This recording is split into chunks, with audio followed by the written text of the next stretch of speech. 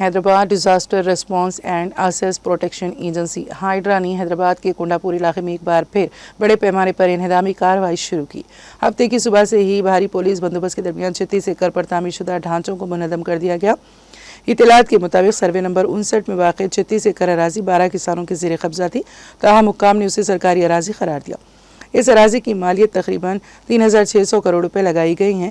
انہدامی کارروائی کی اطلاع پا کر مقامی افراد بڑی تعداد میں موقع پر پہنچے، جنہوں نے اس کارروائی کے خلاف مزاحمت کی اور احتجاج شروع کیا۔ ان کا کہنا ہے کہ یہ اراضی گزشتہ 60 برسوں سے ان کے قبضے میں ہے اور انہوں نے انہیں نسل در نسل محفوظ رکھا ہے۔ اب اس اراضی پر حکومت کی اجارہ داری مسلط کرنا ناانصافی ہے۔